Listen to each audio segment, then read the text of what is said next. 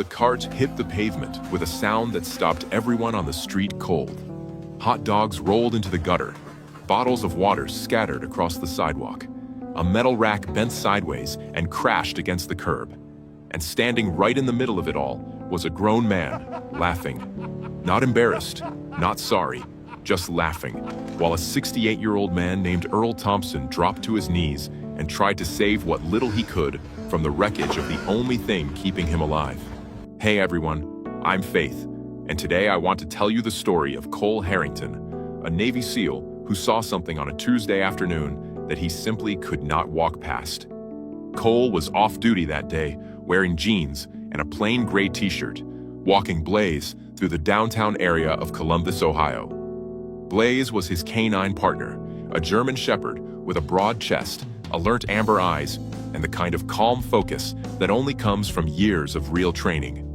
They weren't on a mission, they were just taking the walk.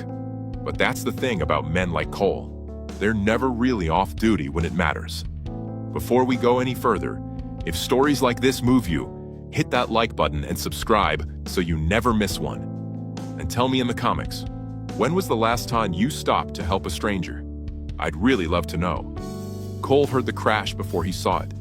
He rounded the corner just in time to watch Derek Holt, a broad-shouldered man in his 30s who apparently thought the world owed him something, shove Earl's entire vending cart off the sidewalk because Earl had accidentally blocked the path to his parking spot. Derek stood there with his chest puffed out, daring anyone around him to say a word. Nobody did.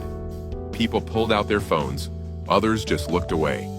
Earl was on his knees in the street, hands trembling, trying to pick up the scattered inventory he'd spent years building piece by piece. Blaze stopped too, ears forward, reading the scene with the same quiet precision he used in the field. Cole handed Blaze's leash a little more slack and walked straight toward Derek without raising his voice or changing his expression. He didn't need to.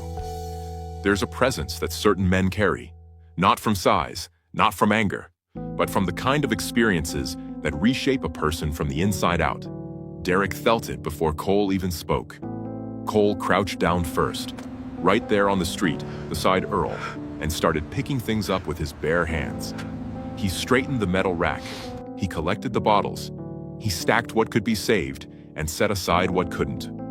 Blaze sat perfectly still nearby, watching, a quiet and steady presence that somehow made the whole scene feel protected. Derek opened his mouth. Cole looked up at him once, just once, and Derek got back in his car and drove away. But Cole wasn't done. He pulled out his phone and made 2 calls. Within 40 minutes, 3 other veterans from his unit showed up with tools, zip ties, and a replacement cart rack they grabbed from a hardware store on the way over. They worked right there on the sidewalk, in the afternoon sun, rebuilding Earl's cart from the ground up.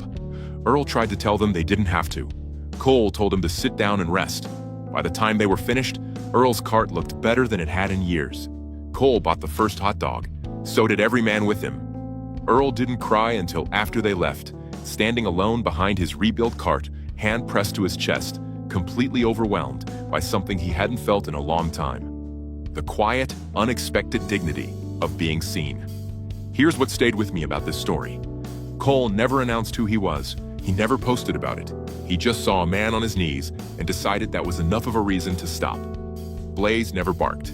The veterans never made a speech. They just showed up and used their hands. And sometimes, that's the whole lesson right there. That real strength doesn't need an audience. And real kindness doesn't wait to be asked. So let me ask you this. If you had walked past that corner and seen Earl on his knees, what would you have done? Be honest in the comments. I think it's a question worth sitting with. And if this story meant something to you today, please subscribe, because every week I bring you stories just like this one. Stories that remind